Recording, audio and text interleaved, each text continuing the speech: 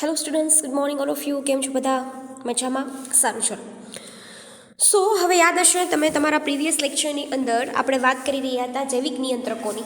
કોની વાત કરી રહ્યા હતા? જૈવિક નિયંત્રકોની. એની અંદર તમે ખાસ કરીને જોયો, ફર્સ્ટ ઓફ ઓલ આપણે પેરેગ્રાફ જ ક્લિયર કરી નાખીએ કે જૈવિક નિયંત્રકોની અંદર આપણે ખાસ કરીને મગજની અંદર ઘુસાડવું પડશે. બરાબર? કે શું જોયું હતું કે કોઈ પણ પ્રકારના કીટનાશકો છે, બરાબર, આપણે કીટકોને મારવા માટેના કીટનાશકોનો ઉપયોગ કરીએ, નીંદણ માટે નીંદણનાશકોનો ઉપયોગ કરીએ, જંતુઓને મારવા માટે જંતુનાશકનો ઉપયોગ કરીએ છીએ.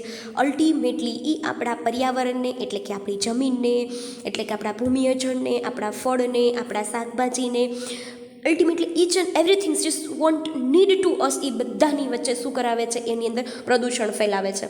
બરાબર? તો આપણે કોઈ એવો રસ્તો કાઢીએ કે જેથી કરીને પ્રદૂષણ પણ ન ફેલાય અને આવા જે અવરોધો ઊભા થાય છે એ પણ શું થઈ જાય? ડિલીટ થઈ જાય. તો એના માટે એ લોકો વાત કરે છે કે તો આપણે કોઈ પ્રકારના આવા પ્રદૂષક નિયંત્રકોનો ઉપયોગ કરીએ તો, બરાબર છે. જો પ્રદૂષક નિયંત્રકો એટલે કોણ? બરાબર, પણ કેવા પ્રદૂષક નિયંત્રકો?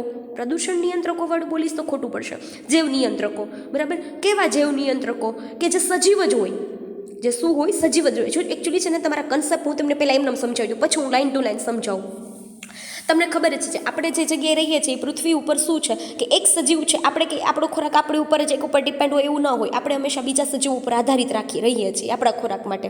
તો આપણે એવું ન કરી શકીએ કે એક સજીવ બીજા સજીવ પર ડિપેન્ડ જ હોય. તો આવા કીટકોને મારવા માટે, અન્ય સજીવોને મારવા માટે, આવા તો એને બીજા કોઈ સજીવો દ્વારા જ એને પહોંચાડીએ તો એ એનું શું કરી નાખશે? ભક્ષણ કરી નાખશે. તો એક સજીવને ખોરાક મળશે અને એક સજીવો ત્યાંથી એક્ઝિટ થશે. તો પરસ્પર બંનેને શું થશે? ફાયદો થશે. તો આ આખો કન્સેપ્ટ છે એ તમને યાદ લઈ જાય છે. સમજાય છે? એ આખો કન્સેપ્ટ તમને યાદ લઈ જાય છે. સારું, ચલો. જો શું કહે છે, પહેલો પોઈન્ટ જોજો. કૃષિ ક્ષેત્રે પેસ્ટ કંટ્રોલની આ પદ્ધતિ રસાયણોના ઉપયોગને સાપેક્ષ પ્રાકૃતિક ભક્ષ્યો ઉપર આધાર રાખે છે. તમારે ખાસ કરીને મેન્શન કરવાનું છે કે જે આપણે ફાર્માસ્યુટિકલ લેવલની વાત કરે છે, ફાર્મસી લેવલે જે આ પેસ્ટ કંટ્રોલ છે, એટલે કે જે કૃષિ ક્ષેત્ર જે ઉપયોગો થાય છે એ આ રસાયણનો ઉપયોગથી, એટલે કે જે ઉપર આપણે ઉપયોગ કરીએ કીટનાશકો, પછી નીંદણનાશકો, જંતુનાશકો, એ બધા કેવા છે? એક પ્રકારના કેમિકલ્સ છે. શું છે? એક પ્રકારના કેમિકલ્સ. પણ એનો ઉપયોગ નથી કરવાનો તમારે અહીંયા. એની જગ્યાએ કુદરતી ભક્ષકોનો ઉપયોગ કરવાનો છે. મેં કીધું ને, એક સજીવ છે બીજા સજીવ ઉપર શું રહેતું હોય? ડિપેન્ડ રહેતું હોય. એક સજીવ છે બીજા સજીવ ઉપર શું રહેતું હોય છે? ડિપેન્ડેડ રહેતું હોય છે. તો આપણે કોઈક એવી વસ્તુ કરીએ જેથી કરીને શું થઈ શકે? આવો કોઈ પ્રોબ્લેમ ન રહે. એક સજીવ બીજા ઉપર, બીજો ત્રીજા ઉપર, એક એનો ખોરાક તરીકે ઉપયોગ કરી નાખશે. સો નાવ ક્લિયર ફર્સ્ટ સેન્ટેન્સ. કૃષિ ક્ષેત્રે જે પેસ્ટ કંટ્રોલનો આપણે કે જે જંતુનાશકોનો ઉપયોગ કરીએ છીએ, જે પદ્ધતિ ઉપયોગ કરીએ છીએ, એ જે આપણે પહેલી પદ્ધતિ ચૂઝ કરી હતી કઈ હતી? આધુનિક યુગની અંદર કેમિકલ. પણ એના કરતાં અલગ છે આ પદ્ધતિ. એ કઈ છે? પ્રાકૃતિક ભક્ષકોનો ઉપયોગ કરવો. ક્લિયર? અથવા એની પર ડિપેન્ડેડ હોય છે. ચલો હવે થોડાક વધારે આગળ વધીએ. કાર્બનિક ખેતી કરનાર અનુસાર જૈવ વિવિધતા જ સ્વાસ્થ્યની ચાવી છે. જે ફાર્મર કે જે લોકો પણ કાર્બનિક ખેતી કરતા હોય, હવે જો આ વર્ડ ઉપર ફોકસ કરજો. એકચ્યુઅલી છે ને, તમારા માટે આ વર્ડ અત્યારના જમાના પ્રમાણે બિલકુલ નવો નથી. કેમ ખબર? ખાસ કરીને આપણે લોકો મેંગો ને બધું ખાતા હોય ત્યારે આપણે ખાસ ખબર છે કે શું કે આપણે વસ્તુ વારંવાર એક વાત કરતા હોઈએ શેની? કે આપણે ઓર્ગેનિક ખેતી કરીએ, ઓર્ગેનિક ખેતી કરીએ, ઓર્ગેનિક મેંગો, ઓર્ગેનિક આ ફ્રૂટ્સ. ખાસ કરીને કોઈ મોલ છે કે ઘણા બધા શોપ છે એની અંદર ખાસ કરીને બધી વસ્તુ ઓર્ગેનિક જ મળતી હોય. તો અહીંયા કદાચ તમારો કન્સેપ્ટ ક્લિયર ન હોય તો યાદ રાખજો, ઓર્ગેનિક એટલે કેવું કે જે કુદરતી રીતે જ બધું થયું હોય, કે બેક્ટેરિયા દ્વારા એ જ રીતે. એની અંદર કોઈ પણ પ્રકારના ફર્ટિલાઇઝર એટલે કે કોઈ પણ પ્રકારના ખાતરો, રાસાયણિક ખાતરનો ઉપયોગ નથી કરવામાં આવતો. ખાતરો ચોક્કસ ઉપયોગ કરવામાં આવે, પણ એ ખાતર બધા કેવા હશે? એ બધા ખાતર ક્યાં હશે? એ બધા ખાતર ક્યાં છે? બધા જ ખાતર એવડાય છે. છાણિયું ખાતર છે, જે ગોબર ગેસમાં જે પાછળ વધ્યું હતું, એ બધું ખાતર હશે. નેચરલ ખાતર હશે, નહીં કે કોઈ રસાયણોવાળા ખાતર હશે. તો જે લોકો કાર્બનિક ખેતી કરે છે એ એવું જ માને છે જેટલી જે વિવિધતા વધારે એટલી જ લોકોની હેલ્થ શું છે? સારી. સમજાય છે? અને આખું જુઓ, દ્રશ્ય ભૂમિ પર જેટલી જે વિવિધતા વધતું તેટલું જ તેનું સ્થાયીપણું વધારે. એટલે શું? પહેલાં તો તમને કન્સેપ્ટ ક્લિયર થવો જોઈએ કે દ્રશ્ય ભૂમિ એટલે શું. પહેલાં તમારા મગજની અંદર શું ક્લિયર થઈ જવું જોઈએ? દ્રશ્ય ભૂમિ એટલે શું? તો તમે લોકો તમારી આસપાસ, આપણી આસપાસ જે હોય, નદી હોય, તળાવો હોય, ઝરણાઓ હોય, કે પછી કોઈ ખુલ્લા મેદાનો હોય, અન્ય સજીવો રહેતા હોય, આપણે રહેતા હોય, એ બધી વસ્તુ દ્રશ્ય ભૂમિ છે. એકચ્યુઅલી તમે 11 સાયન્સની અંદર ચેપ્ટર નંબર 1 ભણ્યા હશો તો ત્યાં ભાઈ તમારા મેડમે તમને શીખડાવ્યું હશે કે વિવિધ પ્રકારના નિવસન તંત્રો પ્લસ સજીવો બરાબર એ ભેગા થઈને શું કરે છે, વિશિષ્ટ પ્રકારની રચના બનાવે છે. એ શું થઈ ગયું? દ્રશ્ય ભૂમિ, કાલ્પનિક ભૂમિ છે એક પ્રકારની બરાબર. તો એની અંદર જેટલી જૈવ વિવિધતા વધારે, જેટલું જૈવ વિવિધતા તો ખબર છે ને, સજીવો તેની આકાર, રચના, બંધારણ, કાર્ય, રહેઠાણ બધી જ બાબતમાં એકબીજાથી અલગતા દર્શાવતા હોય ને જૈવ વિવિધતા કહેવાય બરાબર છે. તો જેટલી જૈવ વિવિધતા વધારે એટલું જ વધારે પડતું એમાં શું આવશે? સ્થાયીપણું. ક્લિયર થાય છે છોકરાઓ? એટલું જ વધારે એમાં શું આવે છે? સ્થાયીપણું. તો બે પોઈન્ટ ક્લિયર થઈ જવા જોઈએ. પહેલો પોઈન્ટની અંદર તમને સિમ્પલ વસ્તુ કહે છે કે જે પેસ્ટ કંટ્રોલ પદ્ધતિ છે એમાં કોઈ રસાયણનો ઉપયોગ કરવામાં આવતો નથી, પરંતુ એની જગ્યાએ કોનો ઉપયોગ કરવામાં આવે છે? કુદરતી ભક્ષકોનો.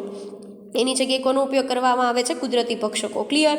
સેકન્ડરી પોઈન્ટ તમને એવી વાત કરે છે કે કાર્બનિક ખેતી જે કરે છે એ લોકો તો એવું જ માને છે કે જૈવિક વિવિધતા એ જ શું છે? મુખ્ય ચાવી છે સ્વાસ્થ્યની. અને પૃથ્વી ઉપર દ્રશ્યભૂમિ પર જેટલું સ્થાયી વિવિધતા વધારે, જેટલી જૈવ વિવિધતા વધારે એટલી જ સ્થાયીપણું પણ શું થશે? વધારે. ક્લિયર? આ બે પોઈન્ટ. ચલો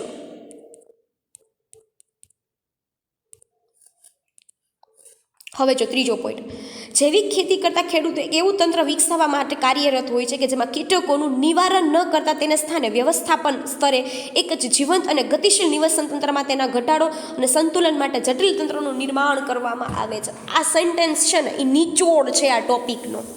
જો તમારે આ ટોપિક ક્લિયરલી કરવો હોય સરખી રીતના, તો આ સેન્ટેન્સને સરખી રીતના સમજવાનો છે. બહુ સરસ કહે છે.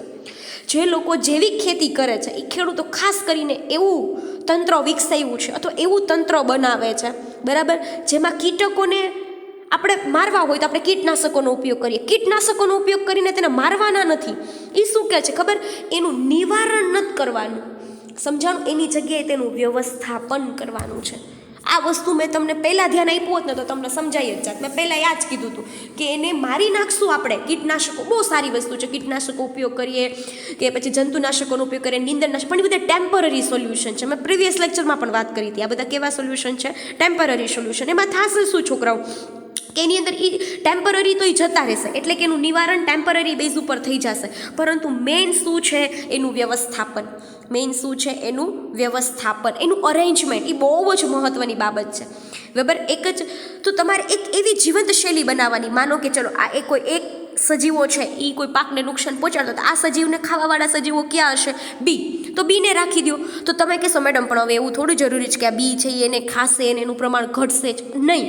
જો એ શું છે? એકચ્યુઅલી જટિલ તંત્રનું નિર્માણ કરવામાં આવે છે. જટિલ તંત્રનું નિર્માણ એટલે શું? જટિલ તંત્રનું નિર્માણ કરવામાં આવે છે એટલે છોકરાઓ કે આ પ્રોસેસ છે ને એ ટાઈમ માગી લે.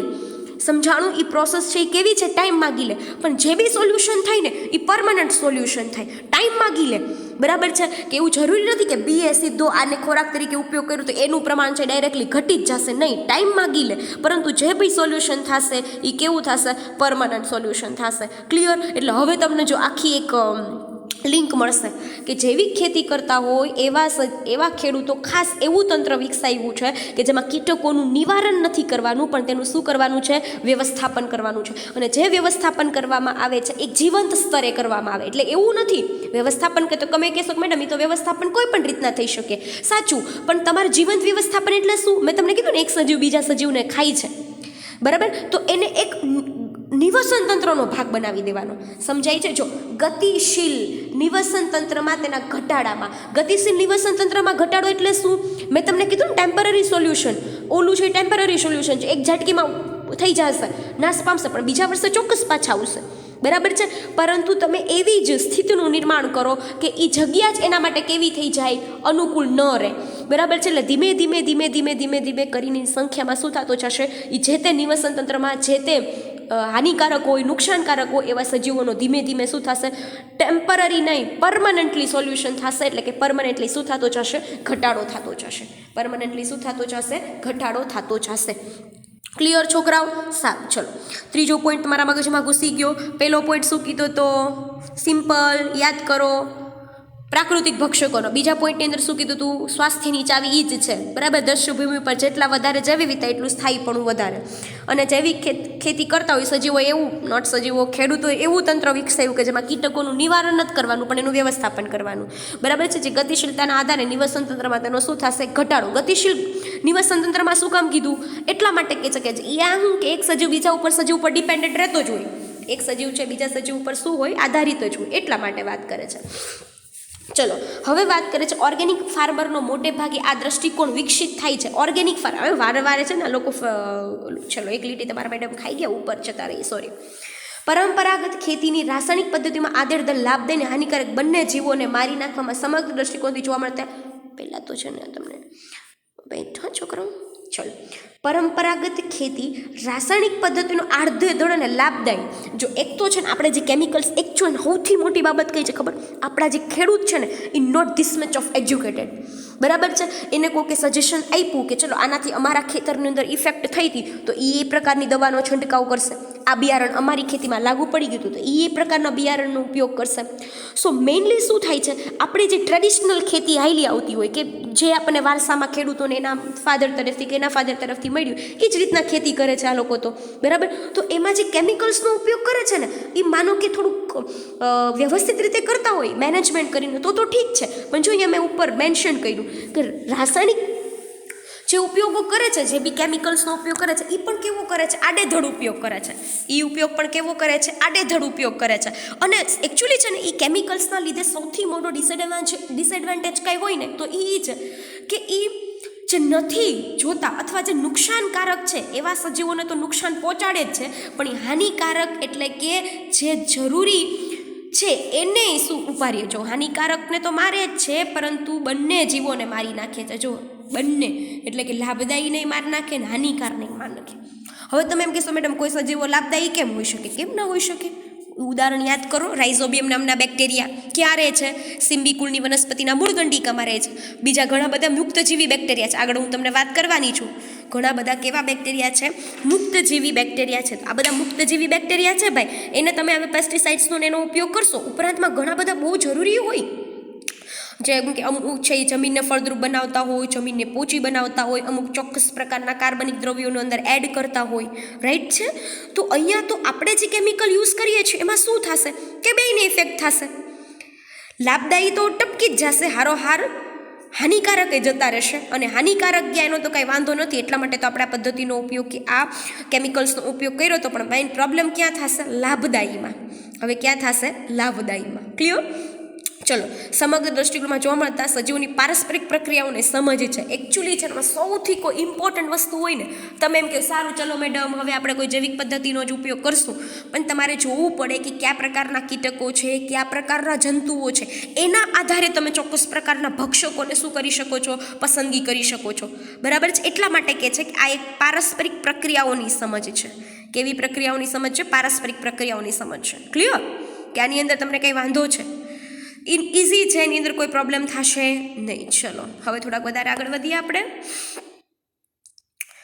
ઓર્ગેનિક ફાર્મરનો મોટે ભાગે આ દ્રષ્ટિકોણ વિકસિત થાય છે કે પ્રાણી કે જેને આપણે જીવાત પણ કહીએ છીએ તેનું નિવારણ માત્ર અશક્ય જ નથી પરંતુ અનિચ્છનીય પણ છે. જો સિમ્પલ વસ્તુ કહે છે કે એકચ્યુઅલી જે પ્રાણી વર્ડ મોટો લાગે આપણને, એકચ્યુઅલી જે આપણે જીવાત કહેતા હોય કે જે પેસ્ટ કહીએ છીએ, બરાબર, તેનું આપણે નિવારણ છે ને અશક્ય નથી પરંતુ અનિચ્છનીય છે. કેવી રીતના? એવું નથી કે અશક્ય છે એમ, નિવારણ માત્ર અશક્ય નથી એટલે જોજો એકચ્યુઅલી તમને એમ જ કહે છે માત્ર અશક્ય નથી પરંતુ અનિચ્છનીય છે, કેમ કે એ એટલું આસાનીથી થઈ જ ન શકે. કેમ કે આ જીવાત અને જે પેસ્ટ હોય ને એનો રિપ્રોડક્શન રેટ એટલો બધો ઊંચો હોય, બરાબર છે, કે એ તમે થોડા કાઢશો તો સુધીમાં તો એ પાછા ડબલ થઈ જશે. થોડા ઘણા પણ આપણે જો એમાંથી દૂર કરશું તો પાછા બીજા છે તો શું થઈ જશે, ડબલ થઈ જશે. એટલા માટે વાત કરે છે. Clear students? ચલો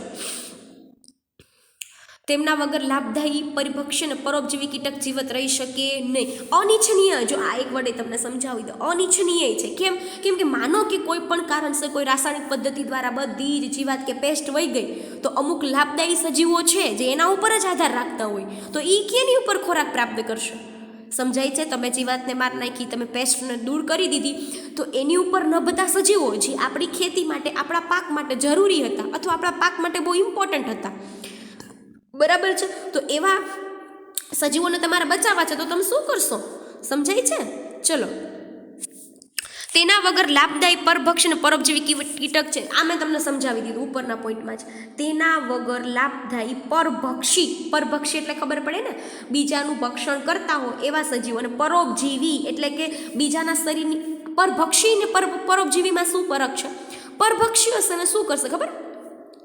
સજીવનું ભક્ષણ કરશે, બરાબર, અને એમાંથી ખોરાક પ્રાપ્ત કરશે. પરોપજીવી તો શું કરે? એ સજીવની અંદર જ રહે, મેં ભક્ષણ કરવાની કંઈ ખાસ મહેનત ન કરે, તૈયાર વાતે ખોરાક પ્રાપ્ત કરે, બરાબર. એ બે પ્રકારના કીટક છે અહીંયા જીવત રહી શકે નહીં. સમજાય છે? બંને પ્રકારના કીટકો અહીંયા જીવંત રહી શકે નહીં. જીવાત ઉપર પોતાના પોષણ કે ખોરાક માટે હંમેશા શું હોય છે? તે નિર્ભર હોય છે. જીવાત પર પોતાના પોષણ કે ખોરાક માટે તે હંમેશા શું હોય છે? નિર્ભર હોય છે. તો તમે જીવાતને જ કાઢી નાખશો તો જે આ ઈચ્છનીય અથવા આપણા લાભદાયી પરભક્ષી સજીવો છે અથવા પરોપજીવી કીટક છે એ કેમાંથી ખોરાક પ્રાપ્ત કરશે? એકચ્યુઅલી છે ને, એક સજીવ દૂર થશે ને તો એની ઉપર નભતા સજીવો પણ દૂર થશે. સૌથી મોટો ડિસએડવાન્ટેજ જ તમારે એ ગણવાનો છે કે માનો કે આવા કીટકો જે જરૂરી હતા આપણા પાક માટે કે આપણી જમીન માટે, એ જે સજીવો ઉપર ડિપેન્ડ રહેતા હોય, તમે એને દૂર કરી નાખશો તો આ કીટકો પણ ધીમે ધીમે ધીમે ધીમે ધીમે ધીમે શું થતા જશે? દૂર થતા જશે. કીટકો પણ ધીમે ધીમે શું થતા જશે છોકરાઓ? દૂર થતા જશે. ક્લિયર? ઓકે, ચલો નેક્સ્ટ પોઈન્ટની વાત કરીએ હવે આપણે. આથી જૈવિક નિયંત્રણ દ્વારા વિષારી રસાયણો અને પેસ્ટિસાઇડ્સ પરની આપણી નિર્ભરતા મંદશે ઘટી જાય છે. એટલે આપણને ખબર, તો આટલા બધા ડિસ્કશન કર્યા પછી આપણને એક મુદ્દો તો આપણા ધ્યાનમાં આવી જ જવો જોઈએ. એ મુદ્દો કયો છે કે જો સતત આપણે આવા કોઈ પણ હાનિકારક ઝેરી રસાયણનો ઉપયોગ કરશું કે પેસ્ટિસાઇડ્સનો ઉપયોગ કરશું, બરાબર છે, એ આપણને નુકસાનકારક છે. પરંતુ જો આવા જૈવિક નિયંત્રણોનો ઉપયોગ કરશું તો આપણે ધીમે ધીમે ધીમે કરીને, ડાયરેક્ટલી ચલો માનો કે એવું ન કરી શકીએ કે રસાયણનો ઉપયોગ આજથી બંધ કરી દીધો અને કે પછી પેસ્ટિસાઇડ્સનો ઉપયોગ આપણે બંધ કરી દીધો, એવું કદાચ ન થઈ શકે ડાયરેક્ટલી, બરાબર છે. પણ એ વસ્તુ યાદ રાખજો, ધીમે ધીમે તો થઈ જ શકે. સમજાય છે? ધીમે ધીમે તો શું થઈ શકે જ છે. ક્લિયર? એટલે કે રસાયણ અને પેસ્ટિસાઇડ્સ પરની આપણી નિર્ભરતા મહદઅંશે શું થાય છે? ઘટી ગઈ છે. ઘટી જઈ શકે જો આપણે આનો ઉપયોગ કરીએ તો.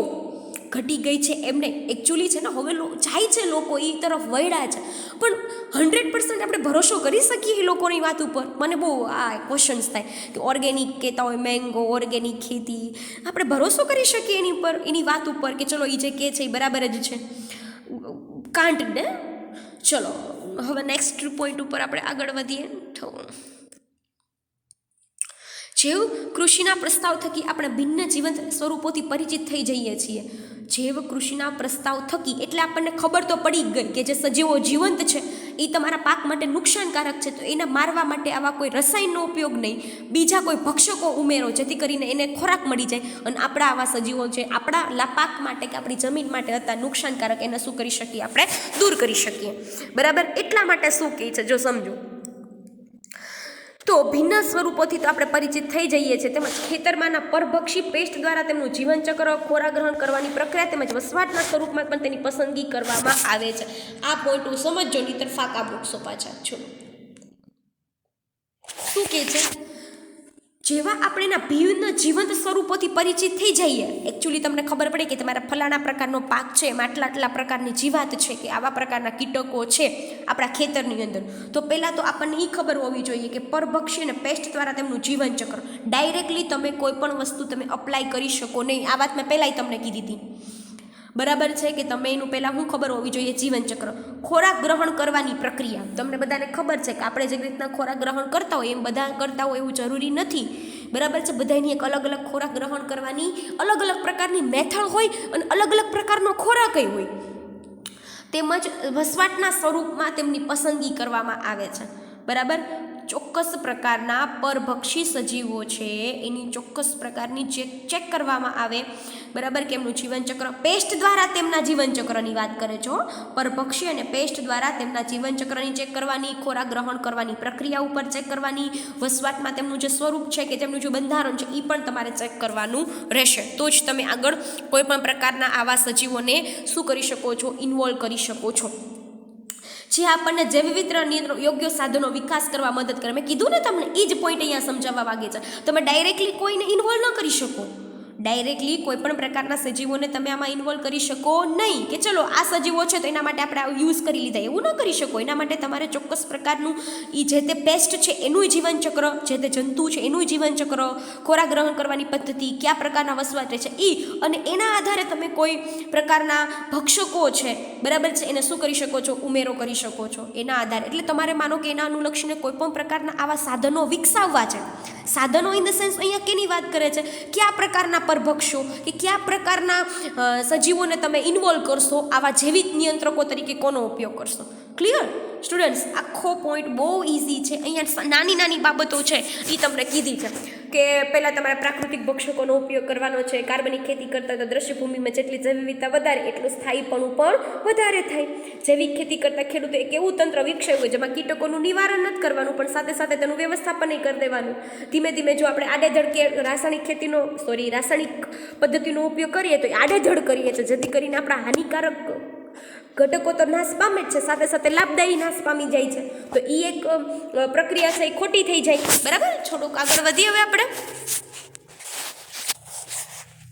પછી ઓર્ગેનિક ફાર્મર હોય એ તો એવું જ માનતા હોય કે ખાલી જીવાંતનું નિવારણ છે એ શક્ય જ નથી, પરંતુ તે અનિચ્છનીય છે. કેમ કે ઘણી વખત અન્ય આપણા લાભદાયી કીટકો હોય કે લાભદાયક કોઈ સજીવો હોય એ તો હંમેશા ખોરાક તરીકે એ પેટ્સનો જ ઉપયોગ કરતા હોય.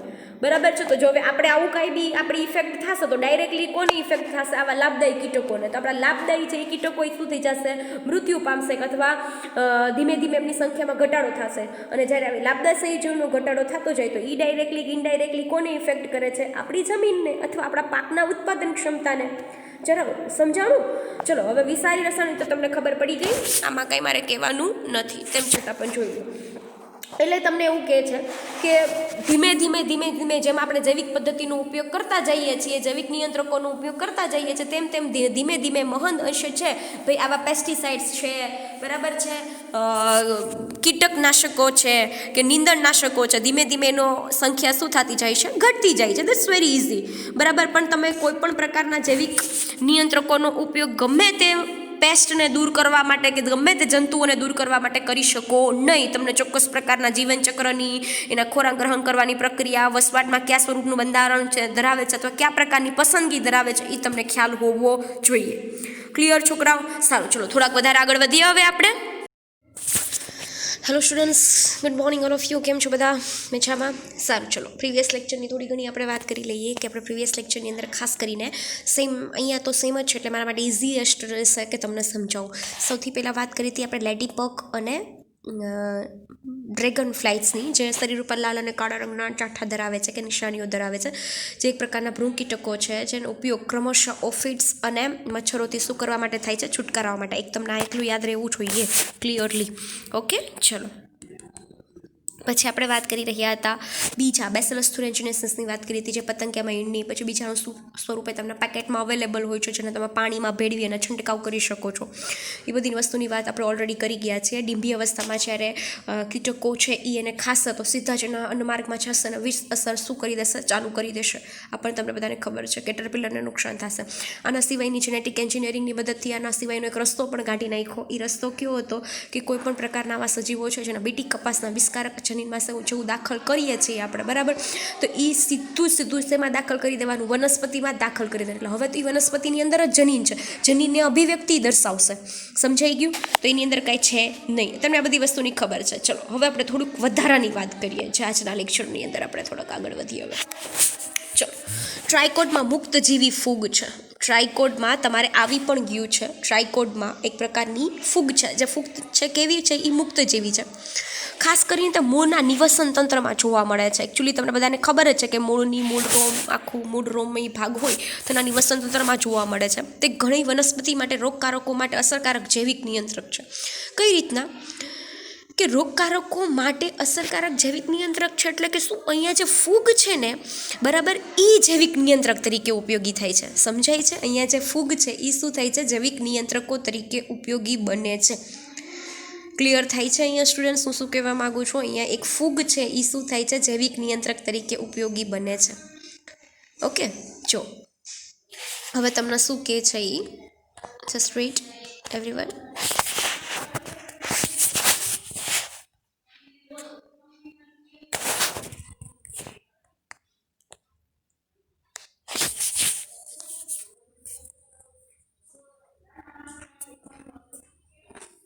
ઓકે ચલો, સો સોરી ફોર દેટ ડિસ્ટર્બિંગ. બરાબર છે, અહીંયા ટ્રાયકોડમાંનો ઉપયોગ થાય છે. સેકન્ડરી પોઈન્ટ ઉપર ફોકસ કરીએ આપણે. ચલો, આ છે ને એ ઘણી વખત પૂછાયેલો પણ પ્રશ્ન છે. બરાબર, બકુલો વાયરસની જે વાત કરે છે ને તમને કે બકુલો વાયરસ કીટકો અને અન્ય સંધિપાદીઓ માટે રોગ સર્જે છે, જે મોટાભાગના બકુલો વાયરસ જેવ નિયંત્રકો છે. મસ્ત વાત કરે છે. એક વાયરસનું નામ આપ્યું છે બકુલો વાયરસ. એ વાયરસ શું કરે ખબર?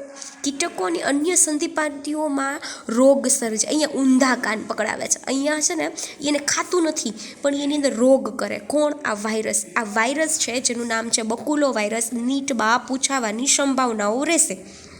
એક વાયરસ છે, એ કયો વાયરસ છે? બકુલો વાયરસ. આ વાયરસ છે બરાબર, એ કીટકો અને અન્ય સંધિપાદીઓ માટે શું કરે છે? રોગ સર્જે છે. એટલે એ કીટક અને સંધિપાદ, એકચ્યુઅલી કીટક વર્ગ છે અને સંધિપાદ સમુદાય છે, ઊંધાકાર જ તમને પકડાવશે. એની અંદર રોગ માટે જવાબદાર કયો વાયરસ છે? બકુલો વાયરસ.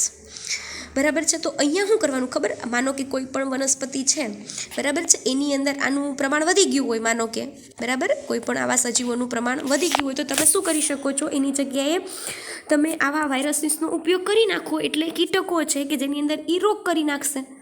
બરાબર છે, કીટકોની અંદર આ વાયરસ શું કરી નાખશે? રોગ કરી નાખશે. ક્લિયર? ચલો, એટલે અહીંયા તમે લોકો કેટલા જૈવિક નિયંત્રકો ભણ્યા ખબર પડે છે ને? લેડી બગ્સ ને ડ્રેગન ફ્લાઇઝ, પછી બેસિલસ thuringiensis, પછી ટ્રાયકોડમાં ફૂગ. અને હવે વાત કરે છે કોની? બક્યુલો વાયરસની. પણ તમે દર વખતે જોયું, બધા માટે સરખા વાપરવાની જરૂર નથી. દરેક માટે અલગ અલગ છે. શું કામ અલગ અલગ છે? અહીંયા તમને કહેશે કે એનું મેઇન કારણ છે કે એ બધા સજીવો છે ભાઈ, બરાબર, એ બધા સજીવો અલગ અલગ પ્રકારના છે. બધા સજીવો એક છે નહીં, એટલા માટે. તો અલગ અલગ પ્રકારના જો હાનિકારક સજીવો હશે તો એના માટે ઉપયોગ કરવામાં આવતા અલગ અલગ પ્રકારના જૈવિક નિયંત્રકો પણ પ્રકારના ચોક્કસ પ્રકારના જ હશે. ક્લિયર? ચલો, હવે તમને અન્યની વાત કરે છે. તેમનો સમાવેશ ન્યુક્લિયોપ્લોલીહેડ્રો વાયરસ પ્રજાતિ હેઠળ થાય છે. અન્ય પ્રકારની વાત નથી કરતા, તમને બકુલો વાયરસ છે એની પ્રજાતિની જ વાત કરે છે. તો એ તમને એમસીક્યુ માટે પૂછાઈ શકે. એમાં કંઈ મારો ખુદનો મોટો રોલ નથી કે ન સમજાય, ન આવડે, એવું કાંઈ નથી. બરાબર છે. ન્યુક્લિયોપોલીહેડ્રો વાયરસ પ્રજાતિ હેઠળ થાય છે. આ વિષાણુ એટલે વાયરસ જ થાય. જાતિ વિશે લઘુ વર્ણપટકીય કીટકીય પ્રયોજન માટે શ્રેષ્ઠ માનવામાં આવે છે. આના માટે ક્લાસમાં હોત ને તો કદાચ આપણે એક લેક્ચર બગાડવો પડત. બરાબર, હું તમને સરખી રીતના એક્ઝેક્ટલી ક્લિયર કરાવી દઉં. તમારા મગજની અંદર એક જ વખતમાં ઘૂસી જવું જોઈએ. શું કહે છે તમને અહીંયા કે આ પહેલાં તો તમારા મગજની અંદર ક્લિયર હોવું જોઈએ. લઘુ વર્ણપટકીય કીટક પ્રયોજન માટે શ્રેષ્ઠ માનવામાં આવે છે. એટલે શું? સાચું કહું ને, સિમ્પલ ફોર્મમાં તમને ઊંધા કાન પકડી આવીને એક વાત કરે છે, એ લક્ષ્ય સ્પેસિફિક હશે.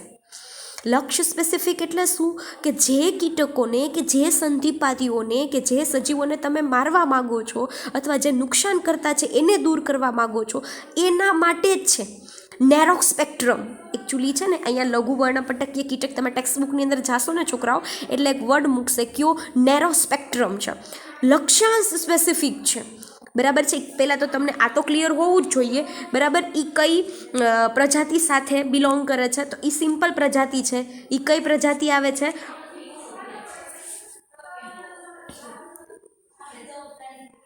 એ સિમ્પલ પ્રજાતિ છે. એ કઈ છે? પોલીહેડ્રો વાયરસ પ્રજાતિ. એ તમને ક્લિયર હોવું જોઈએ. અને પછી તમને વાત કરે છે જે વર્ણપટકીય કીટકીય પ્રયોજન માટે શ્રેષ્ઠ માનવામાં આવે છે. એ તમને હું નીચે સમજાવું છું આખું. ચલો, તેઓ વનસ્પતિ, સસ્તન, પક્ષીઓ, માછલીઓ કે લક્ષ્યહીન કીટકો પર કોઈ નકારાત્મક અસર દર્શાવતા નથી. આ સમજાણું? એટલે કે તમે માનો કે નેરો સ્પેક્ટ્રમ એટલે હું તમારી જે તે જરૂરત હોય ને એને જ નુકસાન પહોંચાડે. એટલે એ થયું ને લઘુ વર્ણપટકીય, એટલે કે નેરો સ્પેક્ટ્રમ જ ઇફેક્ટ કરે. લક્ષ્યાંક સ્પેસિફિક છે. કેવા છે? લક્ષ્યાંક સ્પેસિફિક છે. ગમે એની અસર ગમે એની ઉપર કરશે નહીં. Clear students? વિશેષ રૂપે ઈચ્છનીય છે કે જ્યારે લાભદાયી કીટકોનું સંરક્ષણ થાય. ખાસ કરીને તમે બકુલો વાયરસનો ઉપયોગ ક્યારે કરી શકો?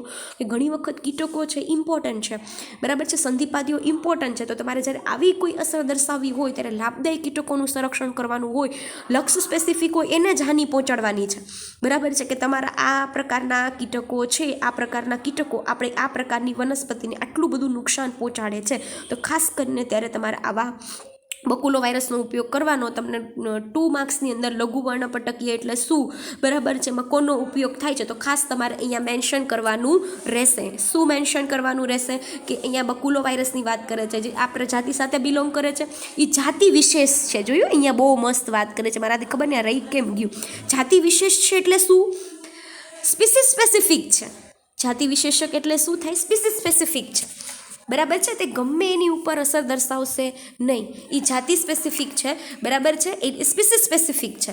એ ચોક્કસ પ્રકારના સજીવો હશે તો એ ચોક્કસ પ્રકારના સજીવોને નુકસાન પહોંચાડવા માટે કે હાનિ પહોંચાડશે, બધાને પહોંચાડશે નહીં. એટલા માટે વાત કરે છે કે લઘુ વર્ણપટકીય એટલે કે નેરો સ્પેક્ટ્રમ ઉપર જ ઇફેક્ટ કરે છે, બરાબર. એ કે અન્ય વનસ્પતિને છે કે સસ્તન, માનો કે એવું ન થાય કે એને રોગકારક એ સંધિપાદીઓને કરે ને આપણી વનસ્પતિને રોગકારક કરી દીધું તો બીજા કોઈ આપણે જીવજંતુ કે અમુક જંતુ અમુક પેસ્ટ છે એ આપણા માટે ઉપયોગી છે તો એને ઇફેક્ટ કરી દીધી તો સમજાય છે. પણ આવું કરતા નથી, એટલે સ્પીસીસ સ્પેસિફિક હોવાથી એને નેરો સ્પેક્ટ્રમ કહેવામાં આવે છે. થોડીક જ જેમ કે ને આ જાતિ, તો એના જાતિને મારવા માટે આનો જ ઉપયોગ થાય સ્પેસિફિકલી, અન્ય કોઈને નુકસાન પહોંચાડતું નથી.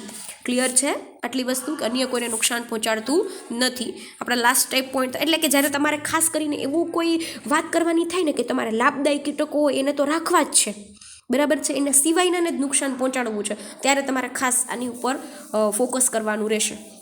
નીચેની જે વાત કરે છે આપણો મોસ્ટ ઇમ્પોર્ટન્ટ પોઈન્ટ છે, બહુ મોસ્ટ ઇમ્પોર્ટન્ટ પોઈન્ટ છે. એક વખત લાગે ને તો 3, 4, 5 વખત લખી જ નાખજો, બરાબર છે. જેથી ઇન્ટિગ્રેટેડ પેસ્ટ પ્રોગ્રામ, એ જેને તમારે ઇન્ટિગ્રેટેડ પેસ્ટ પ્રોગ્રામ મેનેજમેન્ટ